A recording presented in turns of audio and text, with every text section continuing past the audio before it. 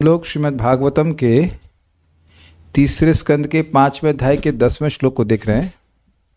9वें श्लोक तक इस अध्याय में जो भी प्रश्न मैत्रेय मुनि करे थे वो पूर्ण हो गया। ठीक, क्या वो सॉरी मैत्रेय बोला, मन में विदुर जी थे, वो मुख से मैत्रेय निकल गया।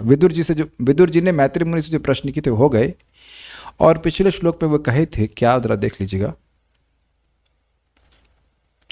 येना प्रजानामुत आत्मकर्म रूपाभिधानां च विधां व्यथत् नारायणो विश्वसृगात्मयोनिरेतच्च नो वर्णय विप्रवर्य। तो कहते हैं कि ये ना, जिस प्रकार प्रजानाम, प्रजाओं का, जीवों का, विभिन्न प्रकार के जीवों का, प्राणियों का, उत यह भी कहिए कि जिस प्रकार से प्रजाओं का आत्मकर्म, आत्म अर्थात स्वभाव, उसके अनुसार कर्म, उसके अनुसार रूप यानी आकृति, और उसके अनुसार अभिधा अर्थात नाम, च विधाम विधत्ता, उनका भेद विभिन्न प्रकार के भेदों के अनुसार भगवान ने सृष्टि करी है। किसने? नारायण भगवान ने। क्या है वो? तो कहते हैं विश्व सृग, वह विश्व के सृष्टा है। विश्व की सृष्टा तो बहुत से, तो कहते नहीं, आत्मयोनि, वह स्वतः सिद्ध सृष्टा है। एतच्च नह वर्णया, यह सब हमसे वर्णन करिए हे विप्रवर्य। और च मतलब जो नहीं पूछा है वह भी वर्णन करिए। तो मान लीजिए मैत्रेय मुनि कहें यह सब क्या आप मेरे मित्र व्यासदेव से नहीं सुने हैं महाभारत में? क्या आपने सब नहीं सुना? आप तो मंत्री रह चुके हैं ना। तो इस पे वह श्लोक कहते हैं कि हाँ मैंने सुन लिया है। बात, इस बात को समझिए, मैंने इन सब विषयों के बारे में, विभिन्न प्राणियों के क्या धर्म होते हैं, क्या उनके रूप होते हैं, किस किस नाम से जानते हैं, ब्रह्मा, इंद्र, इन सब के बारे में मैं सुना हूँ। और उन सब का प्रयोजन शरद समझाते हैं, इन सब का वर्णन करने के लिए उद्देश्य था कि लोगों की इस तरह की बातों को सुनने में रुचि होती है और उनको इसमें लगाकर धीरे धीरे करके उन्हें कृष्ण कथा भी सुना दी जाए। इसलिए महाभारत की सृष्टि करी गई थी। तो उन्होंने कहा कि यह सारी बातें जो कृष्ण कथा से रहित है वह मुझे संतुष्ट नहीं करती। हाँ मैंने सुना है लेकिन मैं इनसे तृप्त नहीं हुआ। मतलब तृप्त उस अर्थ में कि दे हैव नॉट सेटिस्फाइड मी, मुझे वास्तविक सुख नहीं दिया है। अब आपसे जो पूछ रहा हूं वह कृष्ण कथा से मिक्स्ड होना चाहिए। यद्यपि मैं पूछ रहा हूं विभिन्न प्राणियों के धर्मों के बारे में, विभिन्न प्रकारों के प्राणियों के नाम और रूप के बारे में, लेकिन आप कृपया उनको कृष्ण कथा के संग युक्त करके बताइएगा। वर्णाश्रम के बारे में भी पूछ ही रहे हैं, आप देख ही रहे हैं, लेकिन कृष्ण कथा से रहित मैं नहीं सुनना चाहता। तो कृष्ण कथा कैसे महान सुख देने वाली है यह वर्णन, यह भी इस श्लोक से सूचित हो रहा है। समझ में आ रहा है श्लोक का मतलब? यद्यपि मैं सुन चुका हूं और मुझे खास कोई तृप्ति हुई भी नहीं, बल्कि कुछ भी तृप्ति नहीं हुई, तो इसलिए वस्तुतः इनको नहीं सुनना चाहता हूं। इन पर अवर जीवों के बारे में मैं तो कृष्ण कथा ही सुनना चाहता हूं। फिर भी आप ये बताइए, लेकिन कृष्ण कथा से युक्त होकर ये बताइए। तो ये भेद है। ठीक है, मेरे पीछे बोलिए। परावरेशां भगवन् व्रतानि श्रुतानि मे व्यास मुखादभीक्ष्णम्। परावरेशां भगवन् व्रतानि श्रुतानि मे व्यास मुखादभीक्ष्णम्। अतृप्नुमः शुल्लसुखावहानां तेषामृते कृष्णकथामृगौघात्। अतृप्नुमः शुल्लसुखावहानां तेषामृते कृष्णकथामृतौघात्। एक मिनट,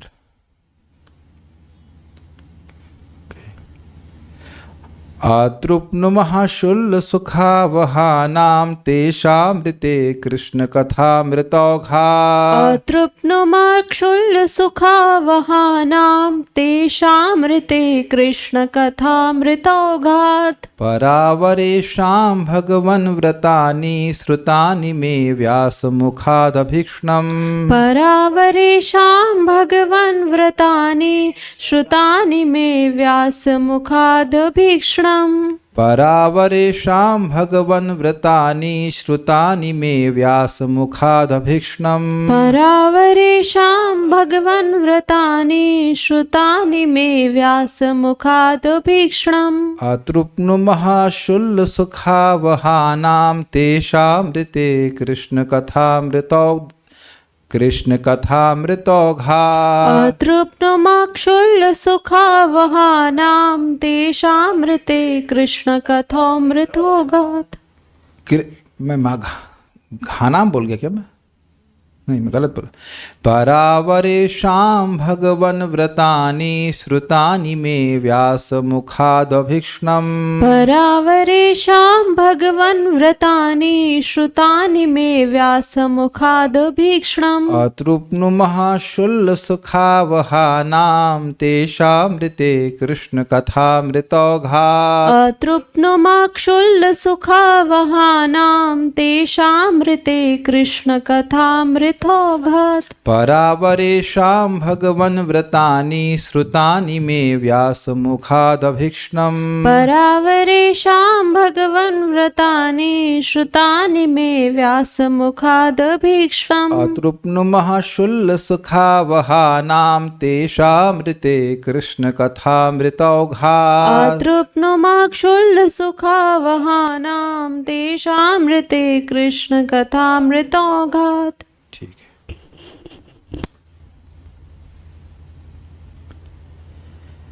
हे प्रभु, कौन प्रभु? मैत्रेय मुनि। हे प्रभु, मैं व्यासदेव के मुख से मानव समाज के इन उच्चतर मतलब ब्राह्मण, क्षत्रिय और वैश्य तथा निम्नतर अर्थात शूद्र पदों के विषय में बारंबार सुन चुका हूँ, और मैं इन कम महत्व वाले विषयों तथा उनके सुखों से पूर्णतया तृप्त हूँ। ये बड़ी सुंदर लैंग्वेज है। पूर्णतया तृप्त हूँ मतलब और नहीं सुनना। समझ में आया आपको? बहुत अच्छी लैंग्वेज है। प्रपात का अनुवाद बहुत ट्रिकी है। पूर्णतया तृप्त मतलब और नहीं चाहिए। हाँ, हे प्रभु, मैं व्यासदेव के मुख से मानव समाज के इन उच्चतर तथा निम्नतर पदों के विषय में बारंबार सुन चुका हूँ। प्रश्न एक देखिए होगा कि वह बारंबार क्यों सुने? क्या पोर्टफोलियो था? पोर्टफोलियो बोलते हैं आचार में, जॉब डिस्क्रिप्शन ऐसे ही बोलते। क्या कार्य था विदुर जी का?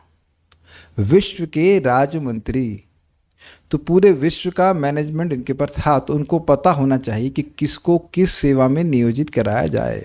Is it not? आचार human resource manager, HR manager भी थे। बहुत सारे लोग क्षत्रिय स्वभाव के हैं, ब्राह्मण स्वभाव के, किसका किस प्रकार से पालन किया जाना चाहिए यह उनको पता था, इसलिए खूब सुने थे। Is that okay? पॉलिटिक्स में सब करना पड़ता है। क्षत्रिय को ये करना चाहिए, वो करना चाहिए। और अगर आप महाभारत पढ़ेंगे तो ये सब बहुत विस्तार से वर्णन भी है। आप देखेंगे कि आपको उस सब में रुचि आएगी ही नहीं।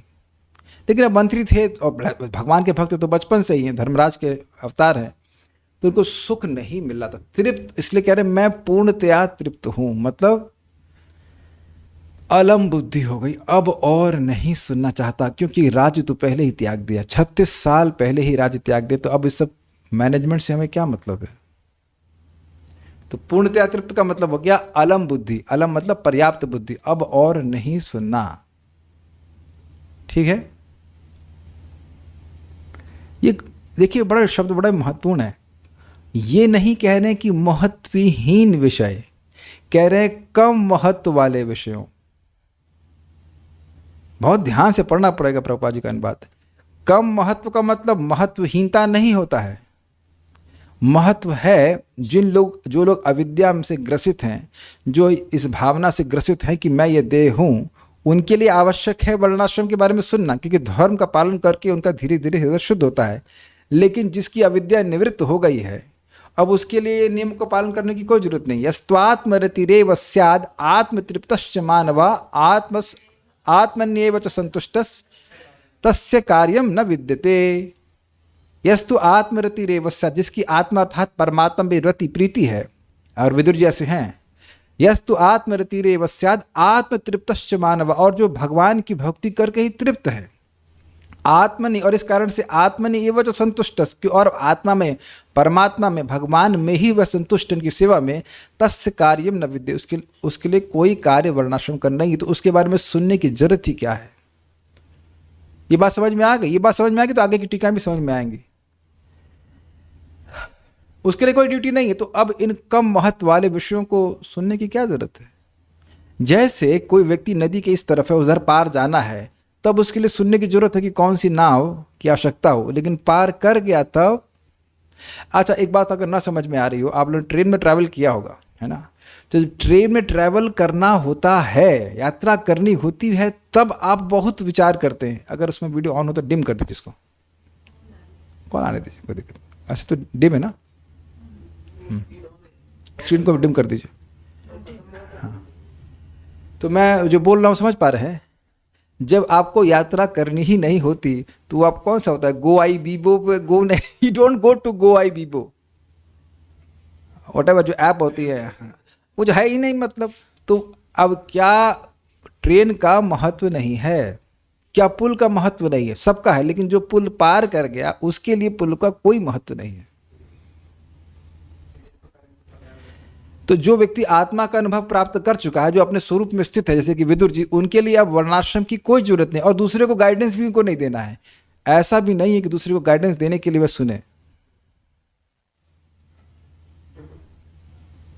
ठीक है? पर वे विषय बिना कृष्ण विषय कथाओं के अमृत से मुझे तुष्ट नहीं कर सके। तृप्त हूं और तुष्ट नहीं हूं, पकड़ लिया आपने? ऐसे कहेगा मैं पूर्णतः तृप्त हूं, आहा बड़ा अच्छा लगे, नहीं नहीं नहीं।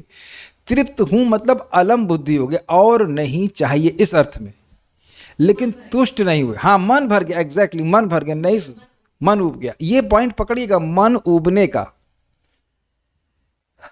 जो पूरे विश्व के सबसे बड़े मंत्री हैं वह भी ये कह रहे हैं कि मेरा मन उब गया है भौतिक विषयों से, पॉलिटिकल चर्चा से। तो हम लोग तो कोई मंत्री है ही नहीं, और मंत्री हो भी तब भी संतुष्टि नहीं मिलेगी। तो उसमें प्रवृत्त होने का मतलब ही क्या है? कैसे व्यक्ति सुखी रह सकता है वह इस श्लोक से बिल्कुल स्पष्ट समझ में आ रहा है। भगवान कृष्ण की कथा से संतुष्ट नहीं हुए, तो कहने का मतलब ये है कि ये इससे मैं तृप्त हो गया हूं, ये नहीं चाहिए, और इससे संतुष्ट नहीं हुआ हूं, यह चाहिए। क्लियर, समझ में आ गया? अब कौन यह बोल रहा है? विदुर जी जो पूरे राजपद पे थे, विश्व के राजपद पे थे, राजमंत्री के पद पे थे, वह सब कुछ त्याग दिए, लेकिन कृष्ण कथा को नहीं त्याग पा रहे हैं। आप में से प्लीज कोई 36 साल 3.5 महीने घूमा है कभी यात्रा में? 3 महीना और 6 दिन, 36 साल तो छोड़ दीजिए, अलक्षित होकर के कोई नहीं। हम लोग तो 1 महीना बस पार्टी में जाते थे, उसमें भी खाना लेके घूमते थे साथ में, किचन उचिन लेकर के, उसी को मानते थे कि बहुत बड़ी तपस्या है। हाँ, तो ये पैदल घूमे हैं 36 साल, और एक क्षण में उन्हें राज्य त्याग दिया है। तो पूरे राज्य को जो त्याग दिया वो कितना विरक्त है, और वह कह रहा है कि हम कथा से विरक्त नहीं हो पाते हैं। ये कितनी आकर्षक है। तो कारण क्या है और डिटेल में समझेंगे, लेकिन ये बड़ी स्पष्ट बात समझ आ रही है। कृष्ण कथा यानी कि इन सब बातों को प्रमुखता में न बताइए, भगवान की कथा को प्रमुख रूप से बताइए। एक रुचिकर बात है कि जिस प्रश्न को लेके गए थे, ज्ञानम परम आत्म रहा प्रकाशम, भगवान के स्वरूप के बारे में बताइए, वो पूछे ही नहीं अब तक। देखते कब पूछते हैं। ऐसा लग रहा है कि ऐसा लग क्या रहा, ऐसा होगा ही कि मैत्री मुनि को आज्ञा भगवान दिए थे तो अपने से ही बताएंगे वो। अब हमको नहीं पता कि वो पूछेंगे कि नहीं पूछेंगे, लेकिन अभी तक तो नहीं पूछे, या तो बीच में बात में धीरे से पूछ लेंगे। वी हैव नो आइडिया, हमें डिटेल में नहीं पढ़ा। चलिए पढ़ते आगे। अन्य देखिए, हे भगवान, हे भगवान मतलब हे प्रभु, अर्थात मैत्री मुनि, परा वर एशाम, तोड़िएगा उसको, पर प्लस अवर प्लस एशाम, उच्चतर तथा निम्नतर वर्णों की, या पर मतलब ब्रह्मा और अवर मतलब निम्नतर अर्थात चींटियों के पर्यंत जितने भी जीव हैं उनकी, व्रतानी वृत्तियों के विषय में। ब्राह्मण का क्या व्रत होता है? यजन याजन पठन पाठन दान प्रतिग्रह, वह रूल नहीं कर सकता, और ना ही वह नौकरी कर सकता है, वो कर ही नहीं सकता। वो उसी व्रत के अनुसार कार्य करेगा। व्रतानी समझ गया, उसकी वृत्ति ही ऐसी, ब्राह्मण की वृत्ति ऐसी कि वैसे ही कार्य करेगा। और क्षत्रिय भीख नहीं मांग सकता, मर जाएगा लेकिन भीख नहीं मांगेगा। आपने सुना होगा महाराणा प्रताप या महाराणा सांगा, महाराणा प्रताप घास की बनी रोटी खाए थे जब वो हार गए थे, वो जंगल में जाना पड़ा था, लेकिन वह झुक नहीं, भीख नहीं मांग सके। Very difficult, like next to impossible. Arjun को भी तो दुर्योधन ने कहा था कि वो 5 बाण वाली कहानी पता ही होगा आपको, तो वरदान मांगा था लेकिन भीख नहीं मांगे थे। अरे भाई मत मारिए, छोड़िए, आपको खा तो ना जाएंगे, हमारे घर में अपराध मत कीजिए, नहीं मारना चाहिए, आपको ऊपर बैठे ही तो हैं। तो ये इस प्रकार के क्षत्रियों के व्रत होते हैं, सबके अलग अलग व्रत होते हैं। मैं अर्थात मेरे द्वारा, माया मेरे द्वारा, व्यास मुखात, बड़ा स्पष्ट है, श्रील व्यासदेव के मुख से अभीक्षणम, शुण्वन्ति गायन्ति गृणन्ति अभीक्ष्णशः। तो अभीक्ष्णशः मतलब निरंतर, मतलब कोई गैप नहीं था, एक के बाद इसी पे क्लास चल रही थी, ये कहने का अर्थ है। श्रुतानि सुना गया है, तो ये सब सुन लिया है। कृष्ण कथामृत औघात, भगवान कृष्ण की कथा के अमृत के ऋते यानी बिना। अब देखिए इस शब्द को थोड़ा समझिए, कथा तो समझ में आ गई, अमृत समझ में आ गया, औघ का क्या मतलब होता है? औघ का मतलब होता है स्ट्रीम। स्ट्रीम समझते हैं, जैसे गंगा जी की धारा होती है ना, उसको औघ कहा जाता है। कथा अमृत औघ, कथा अमृत का जो स्ट्रीम है, जो प्रवाह है, जो नदी है, उसके बिना मैं तृप्त नहीं हूँ, उनसे उसके बिना उसे वो सब चीज़ में तृप्त नहीं करेंगे मुझे। ये सब बातें बताई गई, लेकिन वहाँ पे कृष्ण कथा का वर्णन नहीं किया गया। नहीं समझना ये बात, ये शब्द समझिएगा, कृत कथा अमृत औघ। औघ मतलब प्रवाह, यस एग्जैक्टली वर्ड, प्रवाह। मतलब ऐसा नहीं कि 1 बूंद 2 बूंद, या स्प्रे कहाँ है, स्प्रे प्लस, हाँ ये दीजिए, प्रॉप से समझ आता है लोगों को जल्दी। इसको आप प्रवाह नहीं कहते, देख पा रहे हैं सब लोग, भक्त लोग, यू कॉल इट स्प्रे। तो ये कथा ऐसी नहीं है, ऐसा कुछ हल्की हल्की बूंदों से मैं संतुष्ट नहीं हो सकता, पूरा प्रवाह होना चाहिए, प्रवाह होना चाहिए। तो कृष्ण कथा का प्रवाह है नहीं, समझ आया आपको? तो उसमें कृष्ण कथा का प्रवाह नहीं है। प्रवाह का क्या मतलब होता है? Very good, very good, you get another bonus points. Kalyan Prabhu, करेला फिर से फ्राई, करेला फ्राई आपके लिए निश्चित है। कथा प्रवाह का मतलब है निरंतर, यानी कि मैंने ये इन लोगों के व्रतों के बारे में तो निरंतर सुना, लेकिन कथा का निरंतर फ्लो नहीं हुआ, समझ आ रहा है? तो और थोड़ा थोड़ा बूंद बूंद हल्का सा मिल रहा था, ज़्यादा नहीं मिला। जैसे कि महाभारत में 1 लाख श्लोक हैं, गीता के श्लोक कितने हैं? 700। तो 700 डिवाइड बाय 1 लाख, अपना परसेंटेज निकालिएगा कितना होता है। मतलब 1000 को डिवाइड करेंगे तो 1 लाख से 10% 1% होगा ना, 1%, तो 1% से भी कम मिला, तो प्रवाह तो नहीं हुआ ना ये। तो कह रहे कृष्ण कृथामृत अवघात ऋते, उसके बिना शुल्ल सुखावहानाम, शुल्ल मतलब तुच्छ, सुख मतलब सुख, और अवाह नाम मतलब लाने वाला, तो अल्प सुख लाने वाले, तेषाम अतृप्नुमः, उन प्रसंगों से मैं तृप्त नहीं हुआ। मतलब जो प्रसंग बताए गए थे निरंतर, इंटरेस्टिंग है, भगवान के अवतार व्यासदेव जी के द्वारा बताए गए और निरंतर बताए गए, और धर्म का ही वर्णन किया गया कि स्त्री का ये धर्म है, उसका वो धर्म है, ये सब है, लेकिन फिर भी तृप्त नहीं करने वाले थे, क्योंकि वह शुल्ल सुख वाले थे। जरा विचार कीजिए, बहुत अच्छी बातें बताई गई थी। देखो स्त्री का ये धर्म है, तो जब अब व्यासदेव जी बार बार बोलेंगे और श्रेष्ठ लोग बार बार बोलेंगे, तो स्त्री क्या करेगी? स्त्री का धर्म का पालन करेगी, करना भी चाहिए। पुरुष का ये धर्म है, पति का ये धर्म है, ब्राह्मण का ये धर्म है, तो जब बार बार भगवान के अवतार ही बोलेंगे, तो आप उसकी मति उसमें जाएगी कि नहीं जाएगी? और व्यक्ति शायद इसमें यह भूल जाएगा कि भगवान का नाम जप करना सबसे महत्वपूर्ण धर्म है, कृष्ण कथा वर्णन श्रवण करना ये सबसे महत्वपूर्ण धर्म। धर्म मतलब duty, everyone has a sense of duty, do you agree? जैसे कुछ मुसलमानों का क्षमा कीजिएगा, मुसलमान की बात नहीं कर रहा हूँ, आतंकवादियों का, आतंकवादी हर प्रकार के लोग हो सकते हैं, हिंदू भी हो सकते हैं, मुसलमान भी हो सकते हैं, वो पर नहीं। तो जो आतंकवादी, उनका बड़ा धर्म है कि भाई ये आज कितने लोग को मारे यार, दो ही मार पाया यार, 2 ही मार। अरे यार तुम तो धर्म नहीं कर रहे हो, तुम्हारी तो गई मतलब तुम्हारी अप्सराएं गई, नहीं मिल रही, तुम्हें हूरें मिल रही थी, वो गायब हो गए, नहीं मिलेंगी तुमको। तो इस तरह का लोग अपने मन में धारणा कर लेते हैं, लेकिन विचार करें कि उस धर्म का पालन करने से कितना सुख प्राप्त हुआ है। तो उत्तर है शुल्ल सुख। इस जगत में व्यक्ति बहुत ज़्यादा भी धर्म का पालन करे, वर्णाश्रम के धर्मों का पालन करे, तो उसे मिलेगा क्या अगर भगवान की भक्ति कर रहा है। और इसको महाप्रभु ने बड़े अच्छे शब्दों में, बहुत सुंदर शब्दों में कहा है, चारि वर्णाश्रमी यदि कृष्ण नाही भजे, स्वकर्म करिते से रौरव पौड़ी मजे।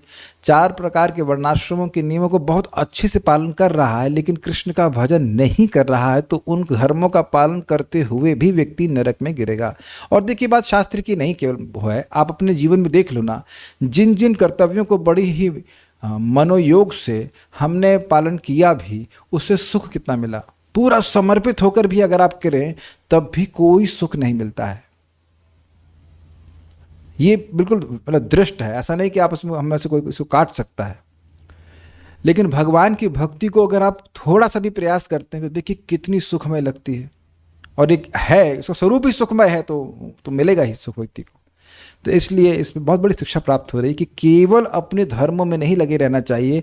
उन धर्मों का उद्देश्य है कि भगवान संतुष्ट हों, और भगवान संतुष्ट कैसे होते हैं? श्रवण, कीर्तन, स्मरण और पूजन के द्वारा। तो वह धर्मों का प्रयोजन उसके निमित्त होना चाहिए, नहीं तो हम संतुष्ट नहीं हो पाएंगे। बहुत बड़ा श्लोक, बहुत बड़ा शिक्षा प्राप्त हो रही है। Is by Krishna katha that we become happy. Krishna कथा के द्वारा हम संतुष्ट हो सकते, नहीं तो संतुष्ट हो ही नहीं सकते। फिर मैं बात रिपीट करूंगा, गृहस्थी में भी सुख भक्ति का ही है। भी का मतलब गृहस्थी में सुख गृहस्थी का नहीं है, गृहस्थी में भी सुख भक्ति का ही है। भक्ति के द्वारा ही जीवात्मा सुखी हो सकता है, चाहे किसी भी आश्रम में हो। परावरेशाम भगवन बतानी, पर यानी कि ब्राह्मण आदि, और अवर यानी कि निम्नतर जातियों के एशाम, इन सभी के भगवान व्रतानी। हे प्रभु मैत्रेय जी, मैंने इन सभी के वृत्तियों को श्रुतानी सुना है। मैं मतलब मेरे द्वारा सुना गया। कहाँ से सुना आपने? व्यास मुखाद अभीष्णम, व्यास देव के मुख से बारंबार सुना है। अतृप्त महा, लेकिन मैं तृप्त नहीं हुआ हूँ। क्यों? शुल्ल सुखावहानाम, क्योंकि बहुत ही तुच्छ सुख देने वाले हैं। मान लो भूखा, मान लो बहुत प्यासा हो, और व्यक्ति को प्यासे को ऐसे करके लो, मुँह खोलो, ऐसे करके पानी के बूंदे कुछ गिरा दे, तो वो तृप्त नहीं होगा ना, है ना। स्पेशली रेगिस्तान में कोई व्यक्ति हो तो। तेषाम ऋते, उन विषयों से जो ऋते बिना है, रहित हैं। किससे? कृष्ण कथामृत औघात, कृष्ण कथा के निरंतर प्रभाव से रहित उन विषयों के निरंतर श्रवण से मैं सुखी नहीं हुआ हूँ, मैं तृप्त नहीं हुआ। तो बेसिकली पॉइंट उनका ये है कहना कि आप हमको, यद्यपि मैंने पूछा है उसके बारे में बताइए, लेकिन कृष्ण कथा का प्रभाव वह नहीं रुकना चाहिए। अगर आप लोग को याद हो तो प्रथम स्कंद में भी ऐसा ही बात शौनक ऋषि कहते हैं, यदि कृष्ण कथाश्रयम, हमने परीक्षित महाराज के बारे में पूछा और अब बताइए, लेकिन तभी बताइए यदि वह कृष्ण कथा को आश्रय प्राप्त कराए, उस कथा से कृष्ण कथा का प्रसव होना चाहिए। श्रीधरी, यदि कोई कहे कि महाभारत, इससे मैंने जो शिक्षा ग्रहण करी और हम सब लोग करनी चाहिए कि अगर हम वास्तविक रूप से किसी को सुख देना चाहते हैं बोलने के द्वारा, तो भगवान की बात बोलनी चाहिए। नहीं तो बहुत अच्छा तरीका क्या है? मौन रहना। ऐसा क्यों? क्योंकि यदि भगवत संबंधी बात नहीं करेंगे तो उसके 3 रिएक्शन होते हैं। क्या रिएक्शन है? शोक होगा, या तो मोह होगा, या भय होगा। तो यानी कि हम देने चले सुख और मिला दुख। ये बहुत गंभीर शिक्षा है। और कोई दूसरा व्यक्ति अगर आपको बोलने जा रहा है भौतिक वार्ता, तो वह 3 चीज परस होगा, 3 में से एक, या तो शोक देगा, या मोह देगा, या भय देगा। अरे भैया, आगे की भी तो कुछ सोचो। तो आगे की सोच के ही तो कथा सुन कर रहे हैं। आगे, बहुत आगे की सोच रहे हैं भैया हम, बहुत जन्मांतर के आगे की बात सोच रहे हैं कि एक जन्म में तो जाएंगे नहीं, अगले जन्म में कुछ पुण्य रहना चाहिए ना, अगला जन्म तो कल ही हो सकता है ना। तो उसके बारे में तुम क्या सोच रहे हो? अरे भैया, भक्ति ही करते रहोगे या कुछ ये भी करोगे? उधर नौकरी की बात छोड़ दीजिए, अरे उधर सास का भी देखो, ससुर का भी देखो, उसका भी देखो, उसका देखो, और अपना मत देखो, अपना कल्याण मत देखो। अरे जब देह ही हमारा नहीं है तो कौन है सास, कौन है ससुर, कौन है भाई, क्या है? पहले तो ultimate compassion is deliver one self. इसका मतलब ये नहीं कि हम अपने दायित्व ना निभाएं, लेकिन दायित्व निभाने के चक्कर में जो मुख्य बात है वह तो छूट ही जाएगी ना।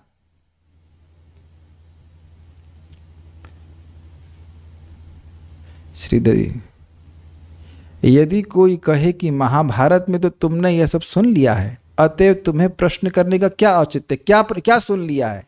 ये जो वर्णाश्रम के बारे में तो खूब सुना है ना आपने। भाई ये बताइए, यहाँ विदुर जी संतुष्ट नहीं है, और प्रथम स्कंद में हम सुनते हैं व्यासदेव संतुष्ट नहीं है।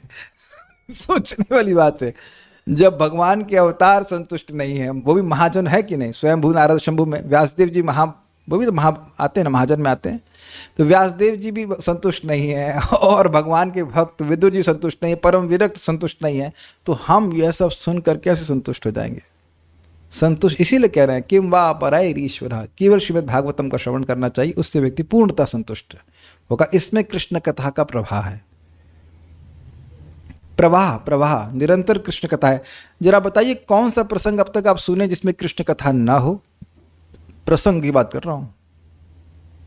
अगर कोई 1.1.1 की टीका को या जो भी लेक्चर्स उसको सुन रहा है तो प्रवाह नहीं रुक रहा है।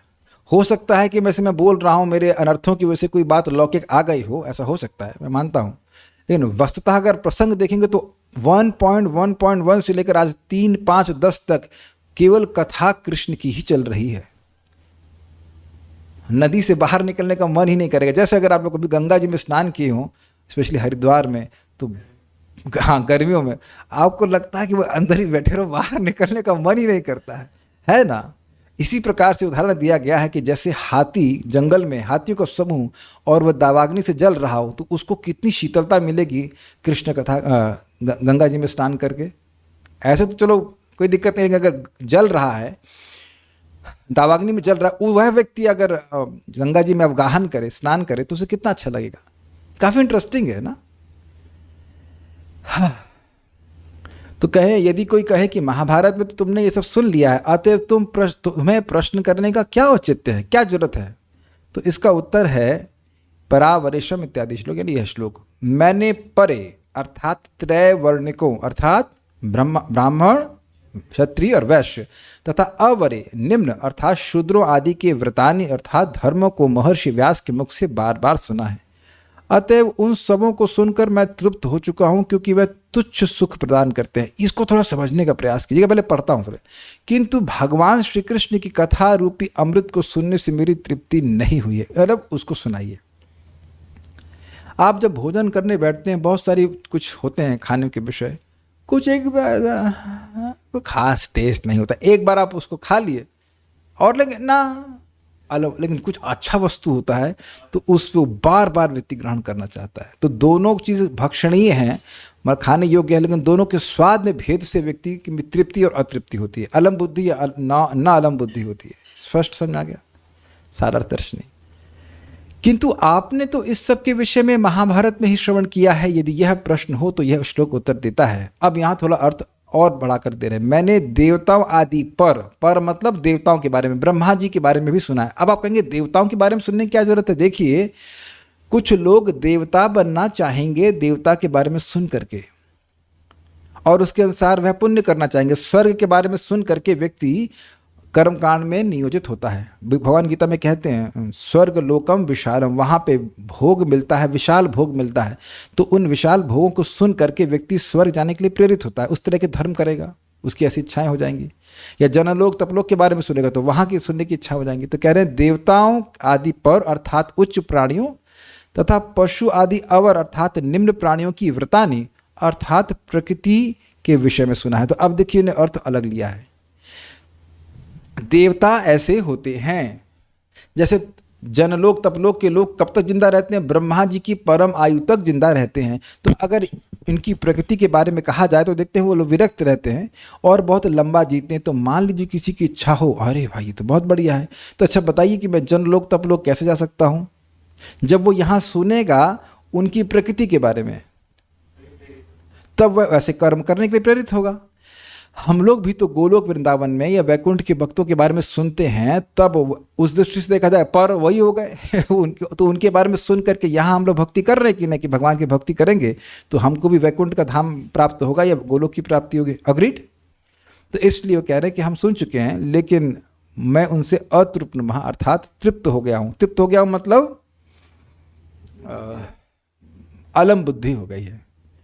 इसका प्रयोग न अग्निस तृप्यति काष्ठानाम की भांति है, अर्थात अग्नि, स्पेलिंग मिस्टेक है, काष्ठों से संतुष्ट नहीं होती। काष्ठों का मतलब होगा लकड़ी से संतुष्ट नहीं होती है। तो यहाँ पे कृष्ण कथा की बात बोल रहे, कृष्ण कथा से भक्त कभी संतुष्ट नहीं होता है, जो वास्तविक भक्त है। यह दर्शाता है कि वे वास्तव में उनसे संतुष्ट नहीं थे, प्रत्युत वे कृष्ण कथा अमृतौघात अर्थात कृष्ण की लीलाओं के प्रचुर अमृत से रहित तुच्छ सुख देते हैं। ये जितनी बातें हैं वो भगवान की कथा से रहित है तो बहुत हल्का सुख देती हैं। और आप यह अपने जीवन में देख सकते हैं कि यदि कोई व्यक्ति कोई बात सुनना चाहता है भौतिक, तो उसके मन में कुछ सुख प्राप्ति की इच्छा होती है। अब आप लोग शायद समझ नहीं पा रहे होंगे, पढ़ते नहीं होंगे ना कभी कुछ ऐसा, मतलब अच्छा ठीक है, कैसे समझाऊँ आप लोगों को, नहीं पढ़े ना कुछ भौतिक वार्ता तो आप लोग कर ही नहीं रहे होंगे, तो कैसे तो अब कुछ भक्त लोग हमसे कह रहे हैं प्रभु जी पढ़ने में मन नहीं लग रहा है। तो इसका नहीं लग रहा है का मतलब क्या है? पहले लग रहा था, लेकिन अब कथा सुन ली तो अब नहीं लग रहा है। हम अपनी ही बात कर रहे हैं, उनको पहले फिजिक्स की प्रॉब्लम सॉल्व कर, पहले का मतलब 2002 की बात कर रहा हूँ मैं, नॉट नाउ 2002 में मुझको फिजिक्स की प्रॉब्लम सॉल्व करने में बड़ा अच्छा लगता था, स्पेशली मैकेनिक्स की। और देखो ये कितने अप्रिशिएट करे, वाह वेरी नाइस, आपका भी लग रहा है शौक था। अच्छा आप फेल हो चुके थे, ठीक है। तो उससे पंडित थे, पंडित तो नहीं थे लेकिन कुछ थे, मतलब थोड़ा बहुत। तो मैकेनिक्स और मैथमेटिक्स में वो सब ट्रिग्नोमेट्री वगैरह बड़ा अच्छा लगता था, हाँ सॉल्व कर लिया। अब उनका सपना भी नहीं आता, ऐसा बहुत सारे सपने आते हैं, बहुत खराब सपने भी आते हैं। ये सपना कभी नहीं आता ट्रिग्नोमेट्री, अब बोल रहा हूँ सोता आ जाए, लेकिन ट्रिग्नोमेट्री की प्रॉब्लम सॉल्व कर रहा हूँ, कभी नहीं आता। कुछ नहीं कभी नहीं। तो यह देखा जा रहा है कि वो सब में कृष्ण कथा तो है नहीं कुछ, तो अब नहीं मिलता, तो कुछ सुख ढूंढने के लिए व्यक्ति मानसिक स्तर पे, बुद्धि के स्तर पे कुछ करना चाहता है, काव्य सुनना चाहता है। लेकिन भगवान की कथा का अमृत की औघ, औघ मतलब प्रचुरता, वही प्रभा के अर्थ में, उसमें खूब कथा में अमृत होता है, तो व्यक्ति को उससे संतुष्टि मिलती है, इससे संतुष्टि नहीं मिलती, सुख बहुत कम मिलता है। आप लोगों ने कभी अनुभव किया हो, अगर आप स्पेशली भोजन बनाने वाले हैं या नहीं भी बनाने वाले हैं, आपको बताया गया कि आज फीस्ट होगा या घर में आज बड़ा पकवान बनेगा, और बड़ी आशा से आप गए कि आज तो मेरी इंद्रियां संतुष्ट हो जाएंगी, लेकिन उसमें किसी में नमक कम, कोई पकौड़ा जल गया, कुछ ये हो गया, तो अरे यार, तो आप मुंह बना के ही उसमें आते हैं। सब रियलाइज्ड बातें बोल रहे हैं, ऐसा हो जाता है। तो व्यक्ति बहुत दुखी अनुभव करता है, बहुत दुख अनुभव करता है, क्या यार समय खराब हो गया। तो उसी तरह से व्यक्ति जगत में भौतिक वार्ता लेकर के चर्चा करता है, लेकिन उसे सुख बहुत कम मिलता है, और वह भी निकृष्ट। ध्यान दीजिएगा, मात्रा की दृष्टि से और क्या बोलेंगे, गुणवत्ता की दृष्टि से, दोनों ही तरह से तुच्छ होता है, क्योंकि वह गुणों के द्वारा प्रकट सुख है और मात्रा भी बहुत थोड़ी थोड़ी सी है, इसलिए व्यक्ति असंतुष्ट ही रहता है। आप लोगों को अनुभव होगा, बैठे तो नहीं होंगे, लेकिन कभी कभी आप रास्ते में जा रहे होते हैं, पॉलिटिकल मंच बने होते हैं और उसमें वो लोग जोर जोर से बोल रहे होते हैं, और जरा सा भी वो कान में पड़ जाता है तो लगता है क्या बेवकूफ़ आदमी है। श्रील प्रभुपाद जी आज बहुत सुंदर बात कह रहे थे, मैं सुन रहा था, अद्भुत बात कह रहे थे कि 5000 साल पहले जब मीटिंग होती थी, साधुओं की मीटिंग होती थी, शौनकादि ऋषि हैं, क्योंकि राजाओं को मीटिंग करने की जरूरत नहीं है, क्योंकि पॉलिटिकल पार्टियां नहीं होती थी। राजा ने बोल दिया, उनके मंत्री थे वो बता दिए ऐसा कार्य होना है, कर लिया।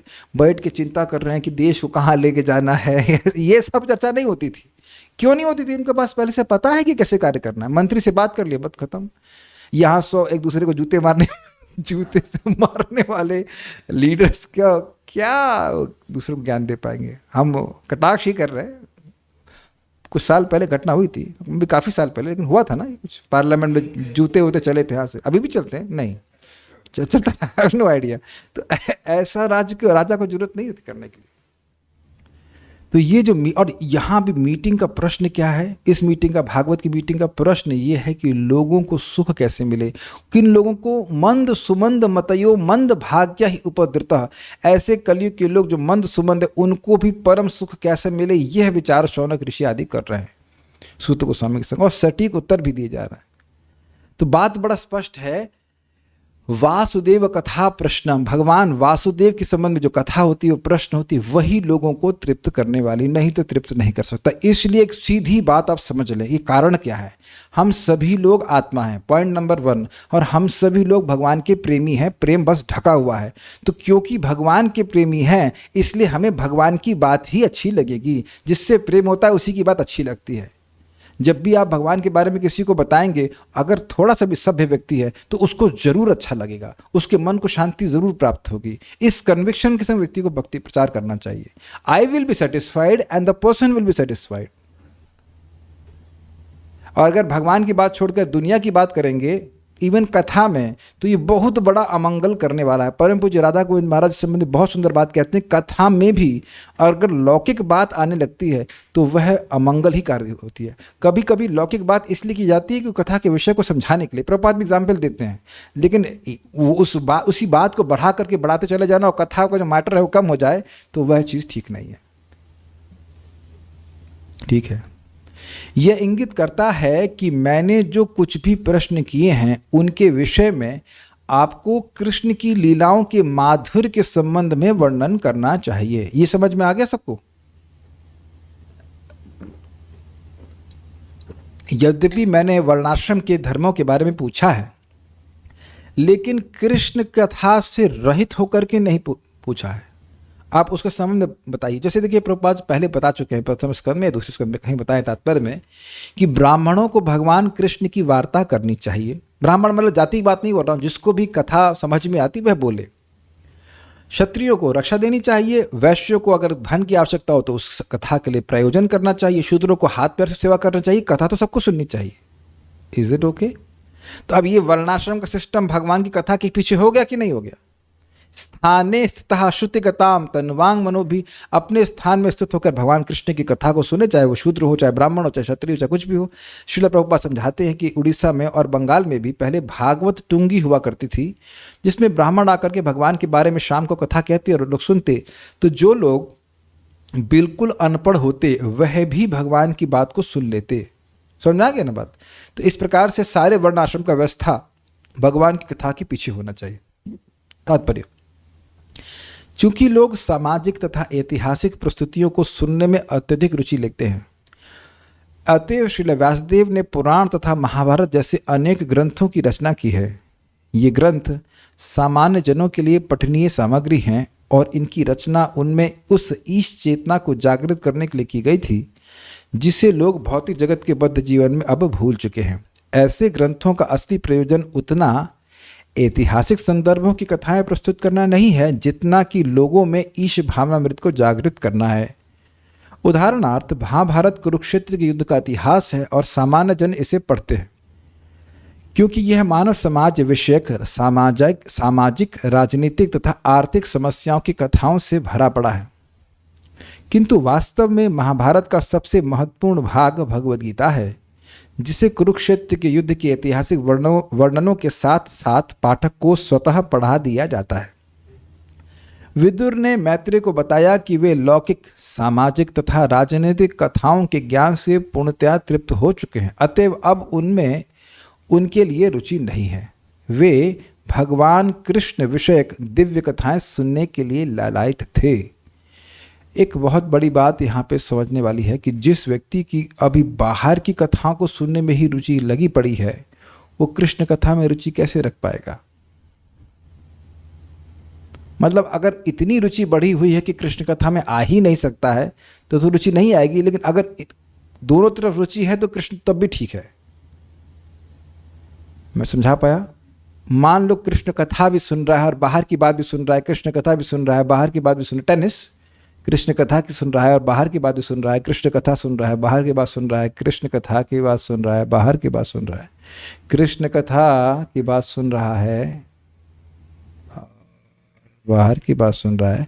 समझ में आया कि मैंने एक्टिंग क्यों करी। टेबल टेनिस में होता है, टेबल टेनिस गेम में तो शुरुआत में मान लो 5 मिनट सुना, 10 मिनट से भगवान की कथा तो सुख देने वाली है और इधर की कथा में कोई दम नहीं है, तो अभ्यासवश वो बार बार सुनेगा उधर की बात को, लेकिन धीरे धीरे वहाँ समझ जाएगा वहाँ तो कोई रुचि नहीं है और कृष्ण कथा में रुचि उसकी बढ़ जाएगी। तो लेकिन अगर एकदम सुनने का मन ही नहीं है तब क्या किया सकता है, कुछ एंट्री तो दो भगवान को। आप सभी लोग, हम सभी लोग इसी के तो एग्जाम्पल हैं। ऐसा तो नहीं कि जब हम लोग कृष्ण कथा सुनना शुरू किए तो बाहर की बात सुन ही नहीं रहे थे, लेकिन धीरे धीरे करके वहाँ की नीरसता प्रकट हो जाती है और भगवान की कथा की सुख अनुभव हो जाता है, तो व्यक्ति अपने आप कृष्ण कथा के प्रति आकर्षित होता चला जाता है। लेकिन एक पॉइंट तो आए कि सुने, अब सुनेगा ही नहीं तो फिर कैसे मालूम चलेगा। आपको याद हो कि माँ लोग कुछ नया आइटम बनाते थे तो आप लोग क्या करते थे बचपन में, मैं नहीं खाऊंगा, तो माँ क्या बोलती थी, अरे एक बार चख के तो देखो। और बहुत बार आपको वो अच्छा लग जाता था तो उसके बाद आप मांग मांग के खाते थे, समझा। तो चखे तो सही व्यक्ति।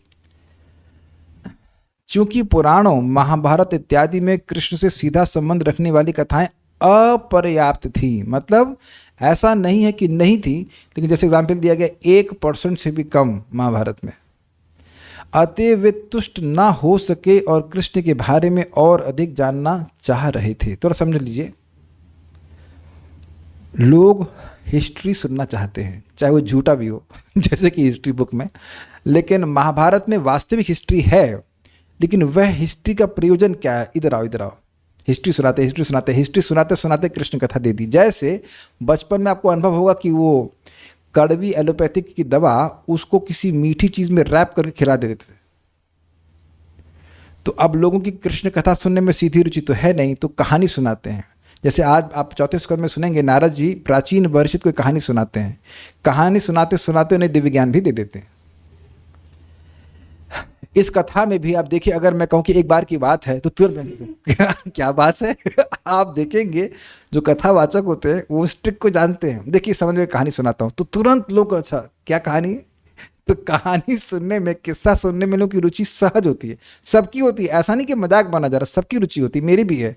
अच्छा मैं एक कहानी बताता हूँ आपको मैं, तो अब जैसे ही बोलेंगे एक कहानी बताता हूँ तो तुरंत लोगों के मन में आता क्या कहानी बताएंगे। तो कहानी सुना सुना करके उसमें शिक्षा भी दे दिया गया है। देखो युधिष्ठिर महाराज के संग ऐसा हुआ, देखो दुर्योधन ने ऐसा किया, तो व्यक्ति को शिक्षा प्राप्त हो जाती है समझ में आ रहा है। केवल सिद्धांत बोले उपनिषद का तो व्यक्ति नहीं स्वीकार करेगा।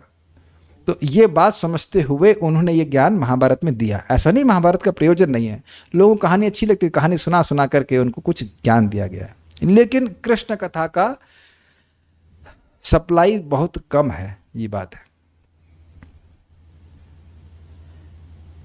कृष्ण कथा अथवा कृष्ण के प्रवचन होने के कारण भगवत गीता महत्वपूर्ण है, स्पष्ट है। कुरुक्षेत्र के युद्ध की कहानी आम जनता के लिए रोचक हो सकती है, किंतु भगवत भक्ति में अत्यधिक आगे बढ़ चुके विदुर जैसे व्यक्ति के लिए कृष्ण कथा तथा कृष्ण कथा से जुड़ी कथा ही रोचक है। तो एक इंटरेस्टिंग बात है कि आप प्रश्न करेंगे कि भाई भागवत में तो बहुत बार ये वंशावली का वर्णन है, इसका बेटा ये, उसका बेटा वो, उसका बेटा ये, उसका बेटा वो, तो ये कौन सी कृष्ण कथा है। उसमें यह ढूंढा जाएगा कि कहीं इनमें से कोई शुद्ध भक्त नहीं है एक। और आप देखेंगे कि जैसे उस किसी शुद्ध भक्त का वर्णन आएगा तो उसमें एक कथा आ जाएगी, प्राय आप देखेंगे इसका बेटा ये, उसका बेटा वो, उसका बेटा, फिर भगवान के बारे में कुछ बात आ जाएगी, ये भक्त के बारे में बात आ जाएगी। तो उस प्रसंग का भी प्रयोजन कृष्ण कथा है।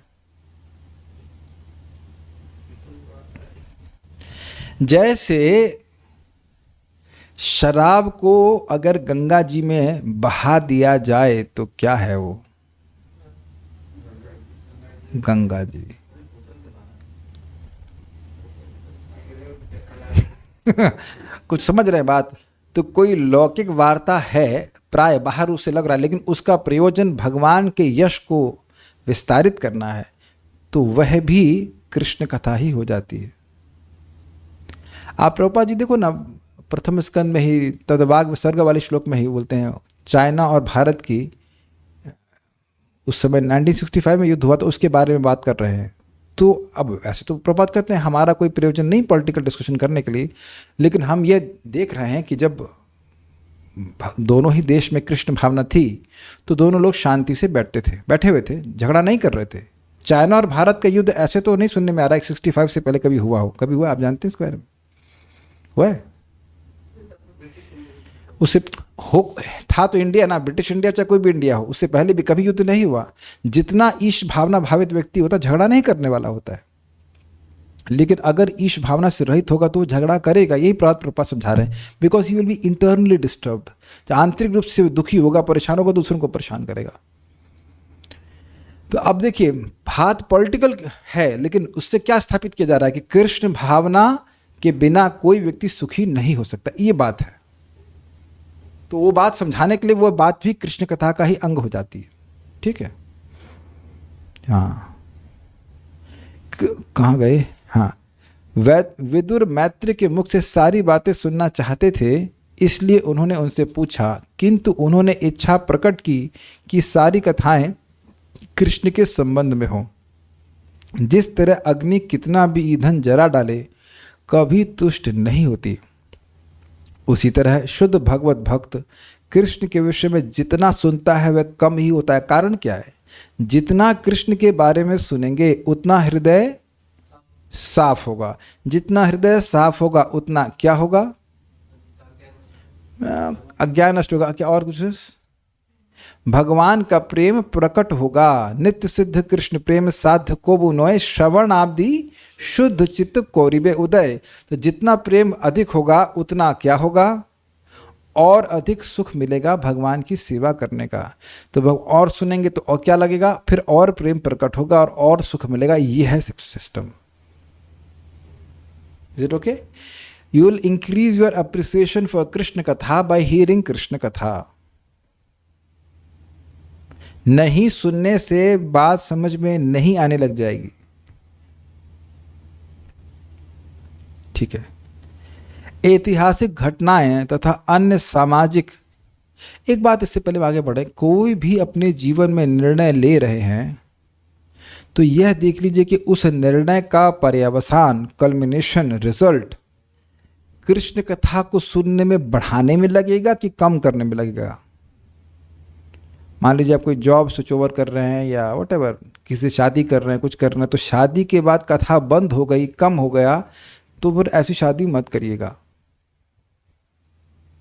और एक एग्जाम्पल दे रहा हूँ, या ये बात जनरलाइजेशन में बोल रहा हूँ क्योंकि कभी कोई मुझसे पूछ सकता है कि इससे शादी करना, आप देखो किसी से करना चाहते हो, करना नहीं करना चाहते हो, लेकिन ये जो कृष्ण कथा है, मैं एग्जाम्पल ले रहा हूँ शादी का, बाकी कुछ भी हो सकता है, कहीं रह रहे हो, कोई जॉब स्वीकार कर रहे हो, कुछ भी आप कर रहे हैं, हम लोग कुछ भी कर रहे हैं। यह है अगर हुआ कि हमारी कथा का टाइम जो था उससे भी कम हो गया, बढ़ा तो नहीं लेकिन जो था उससे भी कम हो गया, तो हम अपने सुख के स्रोत को ही कम करती हैं। एक बात यहाँ समझ लीजिएगा, जिंदगी में कभी सुख मिला है तो वर्तमान में ही मिला है, because happiness is an experience and experience can only be experienced in present, not in future, not never ever in future. Is it not amazing? वो खाली धारणा करता रहता है मुझे मिल जाएगा सुख, मुझे मिल जाएगा सुख, इसी में पूरा जीवन वो व्यर्थ कर देंगे। हम देखिए रहे हैं लोग जगत में इस प्रकार से कर रहे हैं। बहुत इंपॉर्टेंट है, जो व्यक्ति राजमंत्री रह चुका उसके लिए क्या खाने के लिए नहीं होगा, क्या सोने के लिए क्या व्यवस्था नहीं होगी, उसके बाद भी व्यक्ति असंतुष्ट रहा, बोल रहे हैं आपके सामने ही है ना। तो हम कौन सा भौतिक अरेंजमेंट करके सुखी हो जाएंगे विदाउट कृष्ण कथा? ऐतिहासिक घटनाएं तथा अन्य सामाजिक एवं राजनीतिक बातें कृष्ण से संबंधित होते ही दिव्य बन जाती हैं। अभी व्याख्या करी थी मैंने, देखिए चाइना और इंडिया वाली बात क्लियर। लेकिन सांसारिक बातों को आध्यात्मिक रूप से बदलने का यही तरीका है, मतलब जो भी बात की जाए उसका संबंध कृष्ण से हो। और आप ये देखना अपने जीवन में कि जैसे जैसे भगवान की भक्ति करके आप कृष्ण भावना भावित होते जाएंगे, यद्यपि कोई भौतिक बात सुनेंगे लेकिन उसका संबंध कृष्ण से होगा। मैं कुछ अपने अंदर परिवर्तन देख रहा हूँ कि हम तो सुनते नहीं गाने, लेकिन यहाँ कभी गाने बजते हैं, तो हम गाना तो नहीं गा सकते यहाँ पे, लेकिन उसका ट्रांसलेशन एकदम कृष्ण भावना भावित होता है। एक्चुअली अगर कोई किसी से बोल रहा है कि मैं तुमसे प्यार करता हूँ, तो प्यार की कोई प्रॉब्लम नहीं है, लेकिन वो गलत ऑब्जेक्ट को पकड़ा है, उस ऑब्जेक्ट की जगह आप कृष्ण को बिठा दीजिए। तो even if you here means सुनाई पड़ जाता है, जोर से बजा रहे हैं, तो वो भी कान उस तरह से उसको ट्रांसलेट नहीं करते जैसा कि जिस उद्देश्य से वो गाना गाया गया है। और जबरदस्ती नहीं करना पड़ता, वो अपने आप ही होने लगता है कि अरे ये तो कृष्ण के ऊपर जा रहा है गाना। पता नहीं, एक गाना हमने ऐसे सुना, हम गाना नहीं बता रहे, उसका अर्थ ऐसे कुछ था कि आपका प्यार इतना अधिक है कि एक जीवन में हम पूर्ण नहीं कर सकते। ओह ओह, दिस इज कृष्णा कॉन्शियसनेस, ये तो भजन गा रहा है। हाँ, कृष्ण का प्रेम के प्राप्त, हाँ सही है, एग्जैक्टली, ये तो बहुत बड़ा पुरुषार्थ है और ये तो एक जन्म में पूरा नहीं होगा। Oh, this is Krishna this is Krishna conscious song, this is not माया रीति अर्थम यत् प्रतीयेत। तो कुछ मैं गाना बिल्कुल भूल गया, लेकिन जो उसका अर्थ था मैंने कैच किया। तो ये बड़ा अपने को प्रेरणा मिलती है कि कुछ देख रहे हैं तो कृष्ण के बारे में स्मरण होने लगता है। यह सारा जगत वैकुंठ में परिणत हो जाए यदि सारे सांसारिक कार्य कृष्ण कथा से जुड़ जाएं।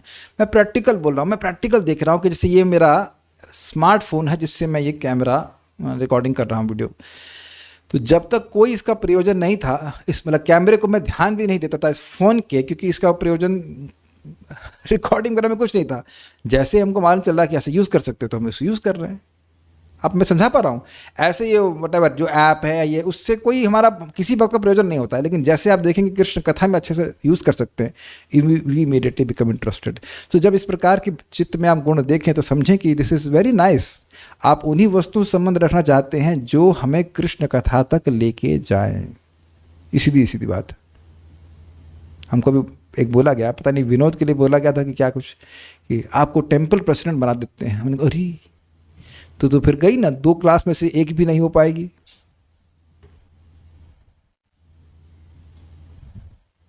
इतने अच्छे हमारे मंदिर के भक्त हमको मिल गए हैं, कथा सुनने वाले और प्रसाद अपने आप बना लेने वाले अपनी रुचि के अनुसार। तो अब इससे अच्छे भक्त तो क्या मतलब है। नहीं तो मंदिर में तो इस बात का झगड़ा, हर बार मीटिंग होती थी, क्या मीटिंग हो रहा है भाई, प्रसाद अच्छा नहीं बन रहा है। आज तक देखो हमारी मीटिंग में कोई घर में नहीं बोल रहा है कि प्रसाद खराब बन रहा है, क्योंकि सब अपने आप बना रहे हैं। अच्छा बनाओ, बनाओ अपना, देखो क्या दिक्कत है कि नहीं। कृष्ण कथा के बारे में सुनने के लिए आते हैं। That's why you see we are happy at least during katha. Prabhupada बोल रहे वैकुंठ में परिणत हो जाए, जहां कुंठा नहीं है। आप प्रतिदिन देखो, दिन में जो कुछ भी हुआ हो, ये 1 घंटा जो हम लोग भगवान के बारे में चर्चा करते हैं, कीर्तन करते हैं, उस समय तो हमें सुख में रहते कि नहीं, उस समय तो कोई कष्ट नहीं रहता। उसके बाद शुरू हो तो अलग बात है। जैसे आप देखिए लौकिक बात है, लेकिन हमको आज इतना मच्छर काट रहा था कि मच्छरदानी में जब कर रहे थे तो हमने कहा देखो यही है। जैसे ही हम लोग भक्ति के मच्छरदानी के बाहर आते हैं तो तुरंत मच्छर यानी आदि भौतिक आदि दैविक आध्यात्मिक कष्ट जुटे हैं खून पीने के लिए। और जैसे भगवान की स्मृति रहती तो वो हैं, लेकिन वो दूर दूर से देखते रहते हैं कब बाहर निकलेगा से खून पिएंगे। Is it not? तो जस्ट बहुत लौकिक घटना है ना कि हम मच्छरों को देख रहे हैं। नॉर्मली लोग व्यक्ति बहुत उसमें उनसे द्वेष करता है, मेरा खून क्यों पीने आए, इत्यादि इत्यादि। But I was just reflecting, I was laughing also कि देखो भगवान की भक्ति जैसे छोड़ूंगा, जैसे बाहर आऊंगा तो तुरंत दुख शुरू हो जाएगा। और सत्य बात है। संसार में 2 महत्वपूर्ण कृष्ण कथाएं प्रचलित हैं, भगवद गीता तथा श्रीमद् भागवत। भगवद गीता कृष्ण कथा है क्योंकि इसे कृष्ण ने कहा है, कृष्ण की कथा, कृष्ण के द्वारा की गई कथा। जबकि श्रीमद् भागवतम इसलिए कृष्ण कथा है क्योंकि इसमें कृष्ण के विषय में कहा गया है। श्री चैतन्य महाप्रभु ने अपने सारे शिष्यों से संसार भर में बिना भेदभाव के कृष्ण कथा का प्रचार करने के लिए कहा, क्योंकि कृष्ण कथा की दिव्य शक्ति हर एक को भौतिक कलमश से शुद्ध बना सकती है। मैं बहुत प्रसन्न हूँ इस बात पे। क्यों? इस रूम में, रूम मतलब जूम, दोनों तरह से हर भक्त के अपना कुछ एक मेंटल सेटअप है और मैं उससे दूर हूँ। And I am happy. मैं समझा पा रहा हूँ? हम सब लोग साथ में नहीं रह सकते हैं समझ में ना, हम सभी की एजेस होती हैं। मतलब दूर से सब लोग राउंड लगते हैं, लेकिन सबकी कुछ एजेस समझते हैं ना। हाँ, मतलब कुछ है, कुछ शार्प एजेस हैं, ऐसे कहना चाहिए। वह दूर रहते हैं। सब लोग साथ में आते हैं, कृष्ण कथा के बारे में सुनते हैं, बातें होती हैं और लोग बड़ी प्रसन्नता से रह पाते हैं। This is very very nice. मैं ये क्यों बोल रहा हूँ? इतना विश्वास मुझे पूर्णता हो गया है कि जो भी व्यक्ति और कैसा भी व्यक्ति कृष्ण के बारे में अगर सुनने का आग्रही है, वो जब करने का आग्रही है, तो ऐसा हो ही नहीं सकता कि उसके कलमश दूर ना हो। And that is what I want to see. And that's what I am seeing also. मैं समझा पा रहा हूँ? आप सभी लोग ऐसा तो नहीं कि पूरी तरह पवित्र हो गए और ना ही मैं पूर्णतः पवित्र हो गया, लेकिन कृष्ण कथा का श्रवण कीर्तन करके व्यक्ति का परम मंगल होगा, वो अपने आप शुद्ध हो जाएगा एट हिज ओन टाइम। मुझे किसी के दोष देखने की जरूरत नहीं है, क्योंकि दोष रहेंगे ही नहीं अगर वो कृष्ण कथा सुनते जा रहे हैं। और मैं सही बता रहा हूँ, घर में बैठकर इवन जूम में आकर कथा सुनना ये बहुत बड़ी बात है, कि वहाँ भी बहुत सारे प्रलोभन हैं जो आपको मना कर सकते हैं, नहीं ये मत करो, वो मत करो, ये मत करो, मत करो। It's very very amazing. सभी के कलमश को नष्ट करने वाली, जो भी भगवान के बारे में सुनेगा वह पवित्र हो जाएगा। सुबोधि व्याख्या को करके ही हम रुकेंगे, बड़ी इंटरेस्टिंग है। मान लो कि मैंने सुने हैं, विदुर जी कहें कि भाई हम सुन चुके हैं महाभारत में, फिर भी सुनने में कौन सा दूषण है, सुन लेंगे तो क्या गलत होगा। ब्रह्मा से लेकर स्थावर पर्यंत जो हैं उन सब के जो नियत धर्म है वो सब सुने ही हैं, दूसरे किसी से नहीं, किंतु व्यास जी जो ज्ञानावतार है उनके मुख से बार बार सुने हैं। अच्छा, आगे सुनते हैं।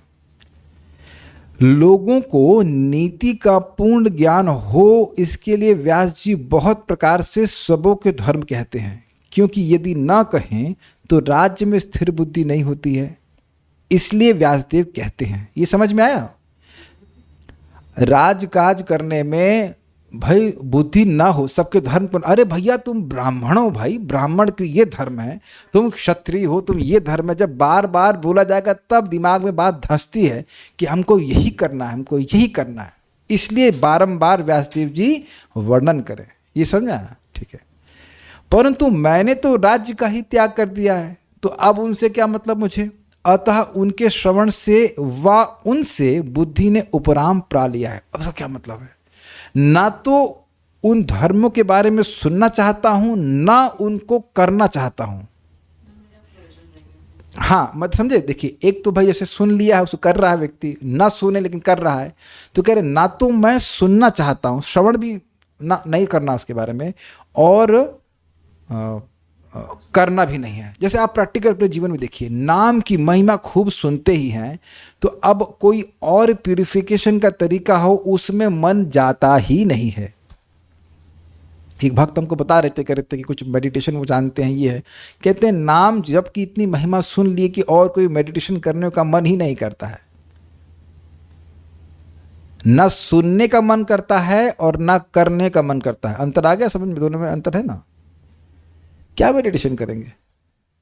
कोई कहे मैं आप लोग एक तरीका बताऊंगा जो पाप नाश करने का बहुत बढ़िया साधन है, तो आप क्या कहेंगे? हमें नहीं सुनना, जाप कर रहे हैं, वो पाप आप पहले नष्ट हो गए, क्या बता रहे हैं आप? तो ना सुनने में रुचि है और ना करने में रुचि है। यदि कहो कि उपराम, उपराम मतलब रोक देना या तृप्त हो जाना, अलम बुद्धि कर लेना। यदि कहो कि उपराम क्यों पाया है, इस पर कहते हैं कि वे धर्म तुच्छ अर्थात विनाशी सुख देने वाला है। This is amazing. वह सुख जो कि नष्ट होने वाला है। उन धर्मों के श्रवण से उन धर्मों के भाव ही हृदय में जागेंगे जो शुल्ल सुखप्रद विनाशी होने से दोष व भार रूप है। ये समझ में आया? बड़ा जबरदस्त है। जब उस धर्म के बारे में सुनेगा, धर्म करने के आगे गाजर भी टांग दी जाती है। ये करोगे तो स्वर्ग जाओगे, ये होगा तो वो करोगे तो वो मिलेगा, ये मिलेगा, है ना। आप लोग भी कुछ नौकरी करते तो एक नियम है ना कि इतने में से इतना करना है, ये ड्यूटी करोगे तो इतना पैसा मिलेगा। तो पॉइंट ये कह रहे हैं कि भाई उसको सुनेंगे तो वहाँ भाव जागृत हो जाएगा। जैसे देखिए, अब आपने सुना है ना, जयति जयति नामानंद रूपम मुरारे विरमित निज धर्मा ध्यान पूजा दियत्नम कथमपि सकृदातम मुक्तिदम प्राणी नाम योत परममृतमेकम जीवनम भूषणम में। भगवान के नाम की जय हो, जय हो। क्यों? जिसने वर्णाश्रम त्याग दिया, जिसने विग्रह की सेवा भी त्याग दी, जिसने ध्यान भी त्याग दिया, जिसने योग त्याग दिया, सब त्याग दिया, और नाम को केवल एक बार भी बोलता है तो वह नाम उसे मोक्ष प्रदान करता है। तो आप लोग क्या करेंगे? हरे कृष्णा कृष्णा कृष्णा हरे हरे, हरे राम राम राम हरे हरे। यही इस्कॉन का फोकस है, कृष्ण भावनामृत आंदोलन का फोकस है। और धर्म क्यों करेगा?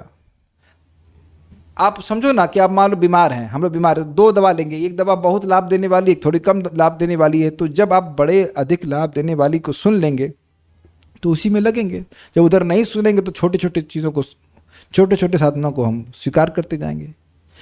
राम नाम को अंक है और सब साधन शून्य, अंक गए कछु हाथ नहीं, अंक रहे बहुगुण। राम नाम का एक अंक है और बाकी साधन क्या है? शून्य। तो अगर एक को गायब कर दीजिए तो बाकी सब क्या है? 0 0 0 और एक लगा दीजिए 10 100 1000 ऐसे करके है। तो जब ऐसी बात सुनेगा तो व्यक्ति भगवान का नाम जप करेगा ना, तो काहे को ध्यान योग करेगा, ज्ञान योग करेगा। तो जो लोग उन बातों को सुन रहे हैं और नाम की महिमा नहीं कर रहे हैं तो वो उन धर्मों को करेंगे। जैसे कि प्रकाशानंद सरस्वती हरे कृष्ण नहीं बोल रहे हैं, चैतन्य ये चैतन्य ये चैतन्य, तो चैतन्य चैतन्य 3 बार बोला लेकिन चैतन्य कृष्ण नहीं बोला, तो उनके नाम में श्रद्धा नहीं होगी। तो व्यक्ति जिन चीज़ों को सुनता है उन्हीं में उसकी उपादेय बुद्धि हो जाती है कि ये बहुत अच्छे है। लेकिन अब ये तो भार हुआ ना, किया धर्म बहुत सारा पर्वत के समान और मिला एकदम थोड़ा सा सुख, वह भी विनाशी सुख, तो वे तो भार हुआ ना। ये चीज है। उन धर्मों को के ना सुनने से उन दोषों से छूट जाएंगे। समझ में आया बात? जब सुनेंगे ही नहीं उन धर्मों को तो करेंगे ही नहीं।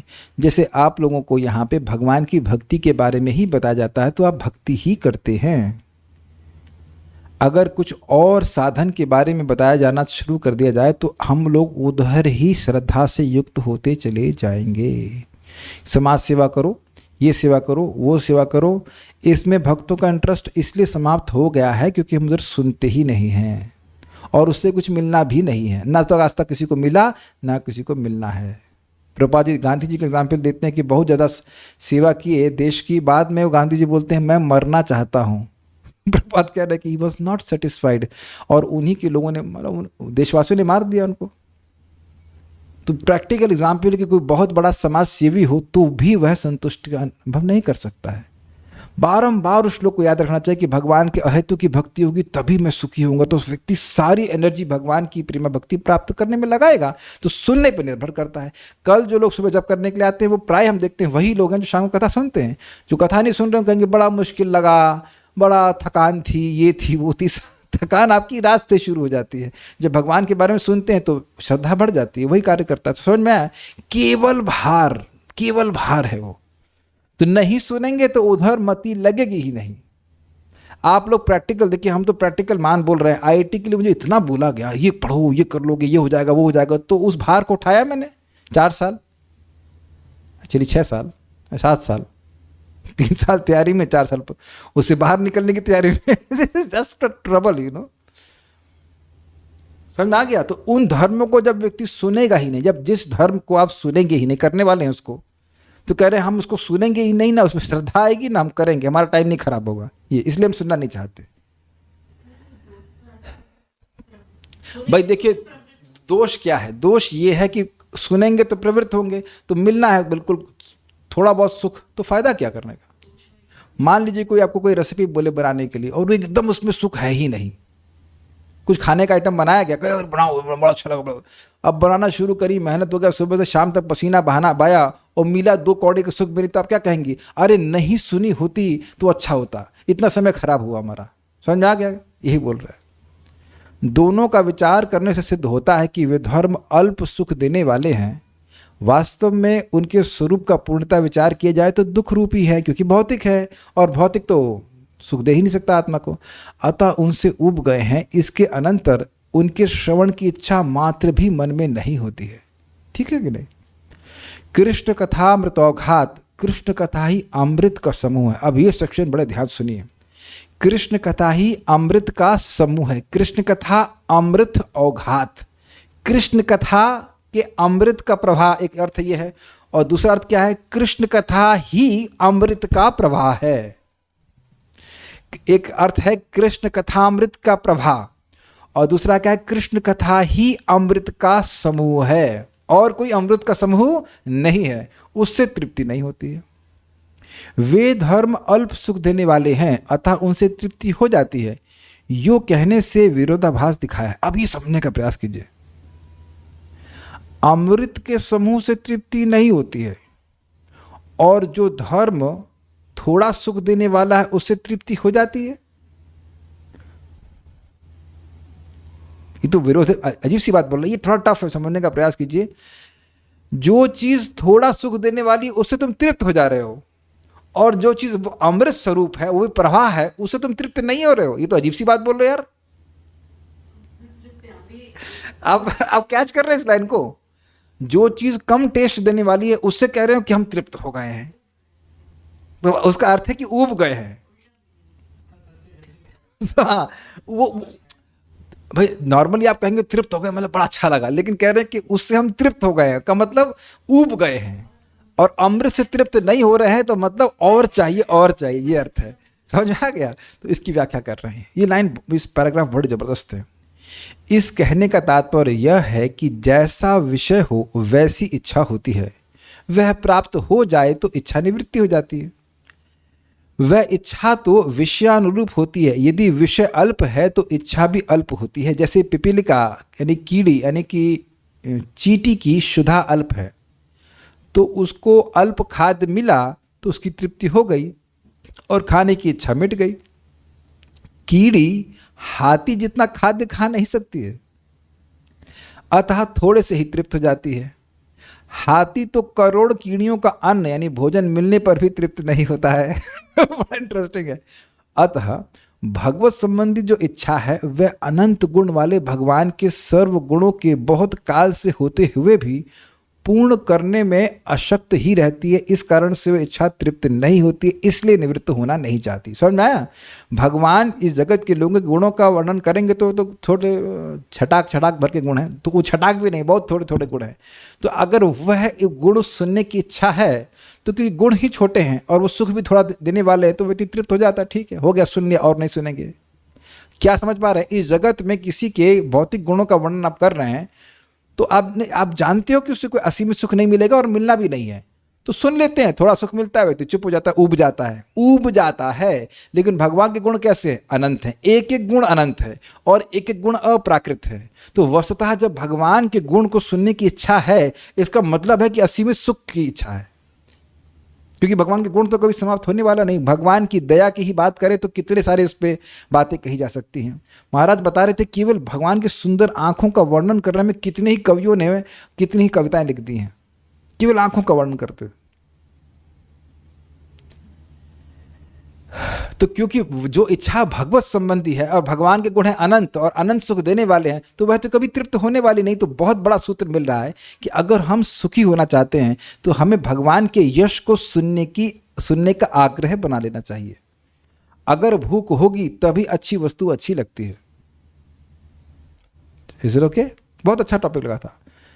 कृष्ण अर्थात सदानंद, उसकी कथा भी सदानंद रूप है, क्योंकि भगवत धर्म भी भगवत रूप है, यानी भगवान की सेवा भी भगवान के समान है। रस वाला पदार्थ ही विशेष लिया जाता है, अल्प रस वाला अल्प ही लिया जाता है, ये अनुभव सिद्ध है। मतलब क्यों भगवान की कथा के अमृत से हम तृप्त नहीं हो रहे हैं? क्योंकि ये रसमय है, रसो वैसह, ये कृष्ण के समान ही रस वाली है, इसलिए ये सुख देती ही जाती है और उसका सुख नित्य बढ़ता ही जाता है। मैंने एग्जाम्पल आपको दिया था, कथा सुनता है प्रेम बढ़ता है तो कथा का सुख और मिलता है, इसलिए हम तृप्त नहीं हो रहे हैं। ठीक है, कुछ बात समझ में आई होगी। So will stop here. उम्मीद है कि कुछ लोग अच्छे लगे हों। कुछ पूछना चाहते हैं? माइक दीजिए। हाथी और चींटी का भेद इन सुबंती का समझ नहीं आया। देखिए, चींटी की भूख चींटी वाली होगी। चींटी की जो इच्छा है वो क्या है? एक छोटा सा चीनी मिल जाए उसके लिए भागती रहती है। ये भी इंटरेस्टिंग, इधर भागो उधर भागो, लेकिन भाग के बेटा तुम कितना खाओगी? एक छोटा सा चीनी का अंश। तो उसकी इच्छा कम क्यों है? क्योंकि विषय छोटा है और चींटी तो कभी भोजन उतना ग्रहण कर ही नहीं सकती है। लेकिन जो विषय है, भगवत संबंधी विषय कैसा है? बहुत बड़ा है, बहुत बड़ा मतलब अनंत है। तो इस कारण से जैसे हाथी तो करोड़ों जो चींटी है उनका भोजन, उनका अनुग्रहण कर सकता है, करता ही है। तो जो इच्छा है हाथी की वो बहुत ज़्यादा भोजन खाने की है, उसका विषय इस प्रकार का है। तो भगवान का जो गुण है वो अनंत है और वह दिव्य गुण है। तो वह दिव्य सुख देने वाले हैं और अनंत मात्रा में देने वाले हैं, इसलिए भगवान की कथा से कभी तृप्ति नहीं होती। उम्मीद है कि समझ में आएगा। फिर से पढ़ लीजिएगा तो बात समझ में आएगी। हाँ बोलिए। ऑन है?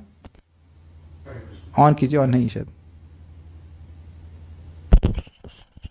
प्रभु जी, जैसा कि प्रारंभ में आपने बताया वर्णाश्रम व्यवस्था के अनुसार तो ये तो निश्चित है, अटल सत्य भी है कि भगवान की कथा हमको सभी सुख प्रदान करेगी। लेकिन सामाजिक दृष्टिकोण से मान लिया किसी पत्नी का पति के प्रति कर्तव्य, पुत्र का पिता के प्रति कर्तव्य, लौकिक दृष्टिकोण से लोग कहते हैं कि क्या केवल कथा ही सुनोगे, सामाजिक प्रश्न है थोड़ा सा, और ये कर्तव्य दायित्व नहीं निर्वहन करोगे। लेकिन मुझे लगता है कि कथा से ये दायित्व भी निर्वहन हो जाएगा। लेकिन लोगों के मन में भ्रम रहता है कि ये कायर हैं, ये दायित्व का निर्वहन ठीक से नहीं कर रहे हैं, पत्नी पति के प्रति नहीं निर्वहन कर रही है, या पुत्र पिता के प्रति निर्वहन नहीं कर रहा है, नौकरी बेटी है शादी नहीं करना है, तो केवल कथा सुनोगे, शादी नहीं करोगे, पैसा नहीं कमाओगे, ये सामाजिक प्रश्न है। देखिए प्रैक्टिकल बता रहा हूँ, ये सारी चीजें हैं, इन सब का पर्यवसान या कह सकते हैं इन सब का रिजल्ट ये होना चाहिए कि सभी लोग भगवान की भक्ति में आगे बढ़ें। नहीं तो जिन लड़कियों की शादी होती है अभक्त परिवार में और स्वयं भी अभक्त होती हैं, क्या वो सुखी हैं? विचार कीजिएगा। या और भी जिनके लड़के नौकरी में आ जाते हैं, तो क्या वह लड़का या वह पिता क्या वो सुखी हैं? तो मूल बात तो ये है, जो वह कहते तो कुछ भी कहें, लेकिन शास्त्र जी कहता है कि सबसे बड़ा दायित्व है कि बच्चों को या पत्नी को या पति को किसी को भी कृष्ण कथा सुनने बोलने का, भगवान का नाम जप करने का मौका दिया जाना चाहिए। उसके निमित्त ही खिला रहे, पिला रहे, जिला रहे। और अगर वही नहीं कर रहा है तो जीवन अपि मृतो ही सह, वह व्यक्ति जीते जी ही मुर्दा है। तो फिर हमने कर्तव्य निभाया ही क्या? भगवान स्वयं 5वें स्कंद में आप देखेंगे, कहेंगे जैसे मैं बेटा तुम लोगों को बता रहा हूँ, 100 बेटे थे उनके, ऐसे ही तुम लोगों को और सभी लोगों को, जो माता पिता हैं, गुरु हैं, चाहे कोई भी हैं, उनको भी अपने जो कह सकते हैं क्या डिपेंडेंट है उनको बताना चाहिए। बड़ा सुंदर बात वहाँ पे कही गई कि जो लोग अबोध हैं वो कैसे हैं? अंधे की तरह हैं। तो मान लीजिए कोई अंधा व्यक्ति है और वो गड्ढे के पास में है, तो जो विज्ञ है, जो जानकार व्यक्ति, क्या उसको पीछे से लात मारेगा कि जाओ उसी गड्ढे में गिर जाओ?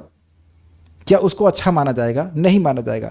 तो जब हम किसी के सुपीरियर हैं, मान लीजिए पति हैं या माँ हैं, जो कुछ भी हैं, तो भगवान की भक्ति के बारे में बताना चाहिए। आप बताइए कि ध्रुव की माँ, आप सुनते होंगे, सुनीति का सबसे बड़ा गुण क्या था? गुण यह था कि उन्होंने भगवान विष्णु की सेवा में अपने बेटे को भेजा। बाकी गुणों को हम उतना विचार नहीं करते। तो भगवान की भक्ति के लिए जो भी प्रेरित कर रहा है वही सबसे बड़ा कर्तव्य है। उसके लिए खाना खिलाना पिलाना तो चलता ही है, तो खिलाएंगे पिलाएंगे है ना? तो सब बातें हैं। और जहाँ तक कोई यह सोचे कि किसी के माता पिता जिंदा हैं तभी शादी होती, तो मैं तो बिल्कुल नहीं मानता हूँ। ना मेरी माँ जिंदा है और ना मेरे पिता जिंदा है, लेकिन शादी तो हो गई। अरे हम तो उसकी सोच नहीं मानते हैं। आप बताइए, है ना? तो मेरे पिताजी हैं ना माता जी हैं, फिर तो शादी केवल लोगों की, या शादी या नौकरी केवल उसी की होती है जो उसका पिता नहीं। मेरे ही मौसी के पति का डेथ हो चुका है बहुत साल पहले, उनका दूसरे लड़के का जन्म भी नहीं हुआ था, और आज लड़का पायलट वगैरह बन गया है। तब महाराज एग्जाम्पल को दे रहे थे। मेरे पिताजी के एक मित्र थे, वह 3 दिन के थे, उनकी माँ मर गई थी, बाद में जाके एग्जीक्यूटिव इंजीनियर बने। ये सब तो हमारे माथे भी लिखा है, कहाँ शादी होगी, कहाँ नहीं होगी, नौकरी मिलेगी नहीं मिलेगी। It has nothing to do with their father और मदर। और यह भी तो दिखा गया कि माता पिता ने बड़ा प्रयास करके शादी करते हैं और शादी बिल्कुल विफल हो जाती है। किसी की दम है काटने की कि हम काट दें हमारी बात को, बड़ा सोच समझ के शादी करते, फिर 1 हफ्ते बाद डाइवर्स हो जाता है। तो ये सब जो लोग अज्ञान में है वो अज्ञान का ही विस्तार करें कि उनकी बातें नहीं सुनना चाहिए। तो टाइम ही कहाँ हमारे पास, तो है कि नहीं? व्यक्ति को देखना चाहिए कि अपना उद्धार कर सके। हाँ बोलिए, कुछ कह। हरे कृष्ण प्रभु जी, भौतिक वार्ता के बारे में काफ़ी चर्चा हुआ है कि भौतिक वार्ता में रुचि नहीं रखना चाहिए। हाँ।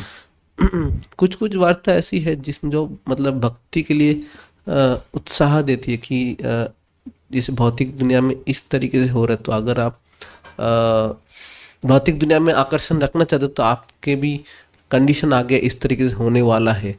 तो इस तरीके से क्या कुछ भौतिक वार्ता जो भक्ति का वर्धन करती है, भक्ति में उत्साह देते, अगर आपको भक्ति में उत्साह मिल रहा है तब करिए, लेकिन अगर सामने वाले को नहीं मिल रहा है तो मत करिए। समझ में आया आप बात? मान लीजिए कोई भौतिक वार्ता कर रहे हैं, उससे आपको बड़ा भक्ति में फायदा मिल रहा है, लेकिन अगर सामने वाला नहीं सुनना चाहता तो you should keep quiet, because उसको उसमें इंटरेस्ट नहीं होगा। अग्री?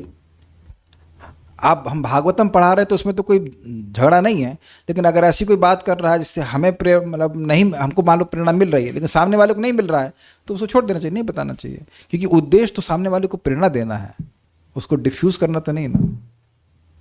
डिफ्यूज़ मतलब जो उसकी भक्ति का जो उत्साह है उसको फ्यूज़ करना तो नहीं ना। देखिए, मेन उद्देश्य कृष्ण कथा होनी चाहिए। अब उसके संग कुछ एग्जाम्पल दो चार दे दीजिए, ठीक है, लेकिन ये नहीं कि एक कुछ भक्त थे वो कह रहे थे वो उनकी आदत है न्यूज़पेपर पढ़ने की, हम नाम नहीं रख रहे हैं, तो कथा में न्यूज़पेपर ही बाँचना शुरू कर देते हैं और लोग पकड़ लेते हैं ये न्यूज़पेपर से बोल रहे हैं। तो this is not the point. जो हम कथा सुनते हैं वो सामने आना चाहिए। बहुत ज़्यादा लौकिक बातें बोलने से हल्की हो जाती कथा। इतनी सारी बातें भागवत से बोलने के लिए हैं तो लौकिक बात क्यों बोलेंगे। बात यह है कि जब यह नहीं पता होता है कि श्लोक पे क्या बोलना है, तब बात शुरू हो जाती है वो घंटा पूरा करने के लिए। नहीं करना चाहिए। ठीक है, सो यार उम्मीद है कि आप लोग समझ गए होंगे। श्रीमद् भागवतम की जय, श्रील प्रभुपाद की जय, निताय गौर प्रेमानंदे।